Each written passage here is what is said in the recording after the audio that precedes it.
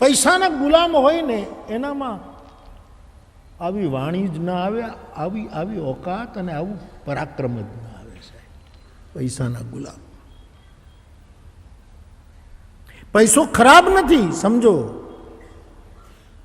ધનવાન ભાઈ બહેનોને પણ બધા કહું, આ ઉદ્યોગપતિઓને કહું કે વેદો એમ કહે છે કે તમે બે હાથે ખૂબ કમાઓ, ખૂબ કમાઓ. એટલે તમે કમાઓ એ વેદ આજ્ઞા છે, એ આજ્ઞા તમારે પાળવી જોઈએ.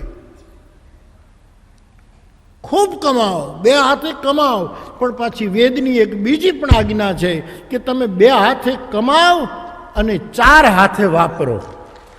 આ વેદની બીજી આજ્ઞા છે.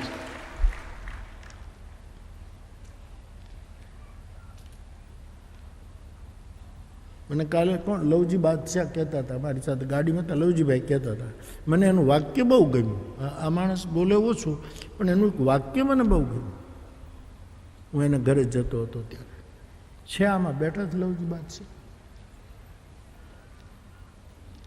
નહીં, એનું વાક્ય મને ગમ્યું. એણે કીધું આમ બહુ ઓછું બોલે, મારા પાસે તો આમ ડરતા ડરતા બોલે. હું તો એને જોઉં ત્યારે મને એમ લાગે કે આ બાદશાહ છે, પણ શેનો બાદશાહ છે? મારે એની વ્યાખ્યા કરવી છે એ બાદશાહની.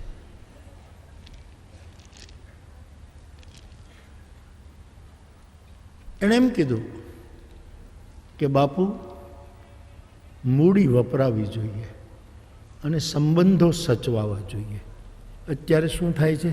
સંબંધો વપરાય છે અને મૂડી સંગ્રહ થતો જાય છે. બહુ સાચી વાત. સંબંધો વપરાય છે. અમારા મોરારી બાપુને યાર સંબંધ છે, મને બારોબાર વેચી નાખે.